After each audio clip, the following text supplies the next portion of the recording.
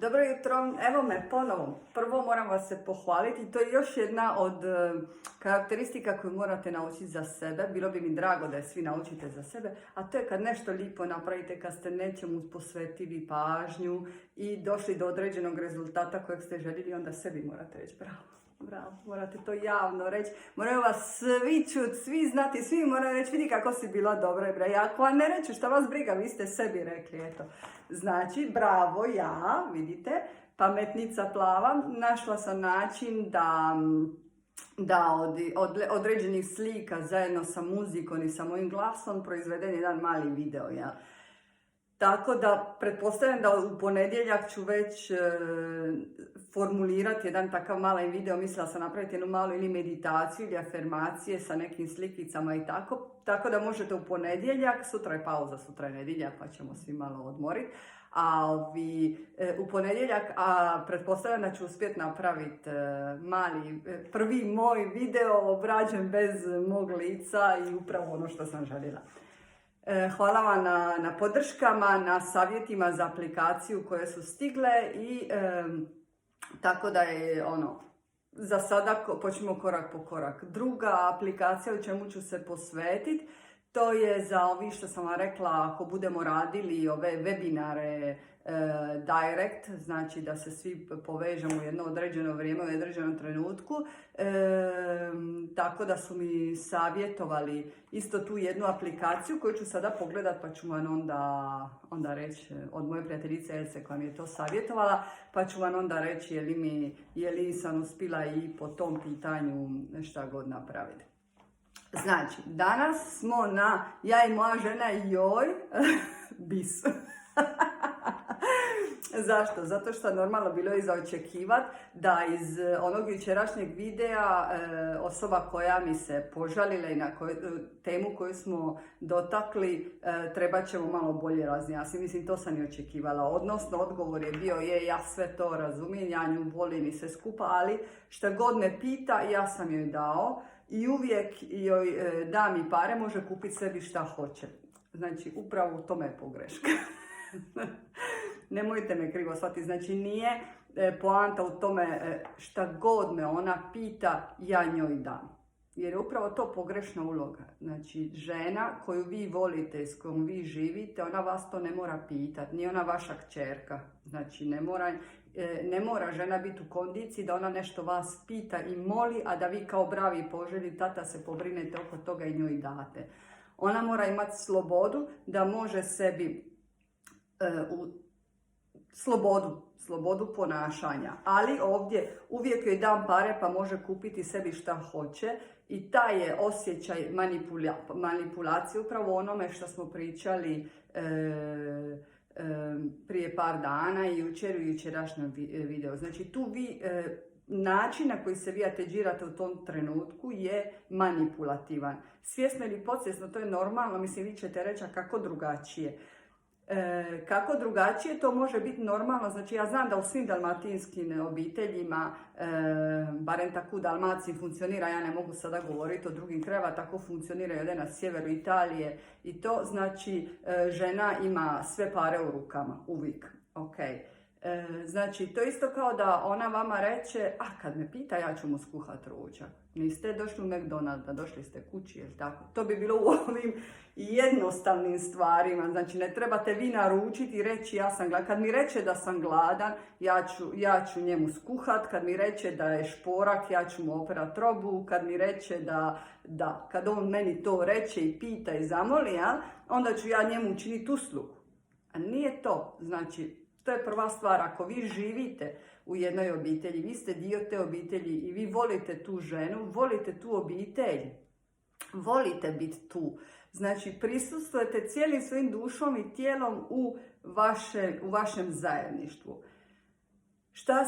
U čemu postoji razlika? Znači, recimo, ja po ovome zaključujem da, na primjer, kad je vašoj supruzi rođendan ili kad ona mora se osjećati u dužnosti da ona vas pita, može, za neke sigurno ne pita vas mogu li ići kupiti kruh i to, nego za neke stvari koje nju zanimaju i koje ona zna da mogu imati nekakav trošak na obitelji. Jer ona uvijek proizlazi iz toga da se radi o obitelji i svakoj ženi u 90% slučajeva obitelji na prvom mjestu. Ako nisu nekakvi problemi drugog tipa, a o tome sada nećemo. Znači, razmišljamo o normalnim situacijama. Znači, svaka žena odriče se, nažalost, zato što ima taj koncept muškarac donosi pare u kuću, čak i kad ona radi. Znači, ona sve svoje pare prvo u kuću, pa podijeli između djece, muža i tako dalje. A znači, nije poanta u tome. Poanta je da ako vi njoj ostavite pare da ona kupi sebi nešto za rođendan, to nije poklon. Vi niste sudjelovali u tome, vi nju ne poznajete. Znači, poruka u ovome svemu je da kad ste vi nju željeli osvojiti, kad ste vi nju željeli ući u njezino srce, koji je način bio najbolji?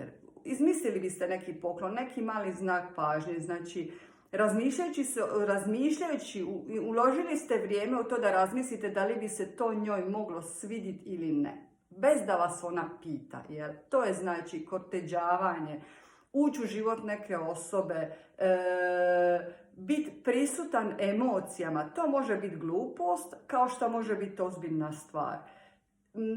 Ne mora se iz toga proizaći, ne morate sebi pojednostavniti, nego morate biti prisutni. Znači, to je što se tiče načina na koji muškarci trebaju razlučiti tu ideju iz ove rečenice što god me pita, ja sam joj dao. Niko u to ne sumnja da ste vi super muževi, da se brinete za obitelj, da radite od jutra do sutra. Znači, ovdje ne stavljamo pod upitnik vašu čak i darežljivost, nego je način na koji vi sudjelujete u onome što dajete emotivno vašoj ženi. Je li to vi ako uđete u bit njezine potrebe, znači poanta proizlazi iz toga da vi želite poboljšati vaš odnos sa ženom. Ako vi želite poboljšati vaš odnos sa ženom, vi morate nju osjetiti ponovo. Morate ponovo ući u njezinu srž. Šta god to njoj predstavljalo zadovoljstvo, vi morate pronaći ponovo snagu da iz sebe izvučete interes da se brinete o njoj i da joj uči, da je ponovo osvojite emotivno, da biste imali zajedničke interese. U svemu tome skupa ona će sigurno pronaći način da sudjeluje u vašim interesima, bilo da su vaša društva, bilo da su vaši tip večere, bilo da su vaši argumenti. Druga stvar koju morate se uvijek sjetiti, jako bitna, i to savjetujem svim muškarcima, odluke u obitelji koje se donose. Nikad nemojte donositi zajedno sa prijateljima, zajedno sa majkom ili svojom obitelji u kojoj ste se rodili. Možete se posavjetovati, možete razgovarati s njima, ali vi gradite drugu obitelj. Znači, vama glavna žena u vašem životu u tom trenutku je vaša žena. I niko, zapamtite, ponavljam, ako nisu neki drugi ti problemi, ali niko na svijetu neće želiti više vaš uspjeh od vaše vlastite žene. Razumite? Prijatelji su prijatelji, obitelj, majčinska je obitelj. Majčinska tu postoji ne zato što vama mama neće želi dobro i ne želi vaš uspjeh, nego zato što oni nutre svoje nekakve interese, što je sasvim u redu i sasvim prirodno. Ali vi ste u fazi odrastanja, vi postajete neovisna osoba i gradite svoju obitelj. U toj obitelji u kojoj vi gradite svoje interese, vaši interesi nisu drugačiji i ne mogu biti drugačiji od vaše žene. Znači, ne znači da ćete vi morati u svemu pristati na ono što kaže vaša žena, ali vi se sa njom i isključivo sa njom morate savjetovati. Vi zajednički morate donositi odluke i ako ona vidi nekakve prepreke, zapamtite da žene funkcioniraju na drugoj intuiciji. Ako ona vidi nekakve prepreke, poslušajte je barem. Poslušajte jer znajte, uvijek držite na pameti da žena radi sve u interesu vlastite obitelji, a to je vaša obitelj i to ste vi. Znači, to je jako bitno.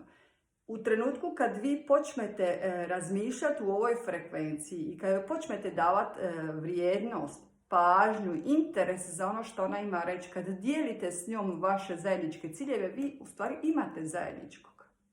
i vi hranite ono što je vama zajedničko. Znači, ni vama neće više biti u interesu, jer ona prethodna rečenica nemate ništa zajedničkoga, proizlazi iz toga da niste kompliči u ničemu što radite. Ali ako vi postanete kompliči za vašu obitelj, da radite u istom pravcu, da odrastate ekonomski, financijski i emotivno u svim nivelima, vama neće biti potrebno da ona gleda balun utakmicu s vama i da priča o nogometu s vama.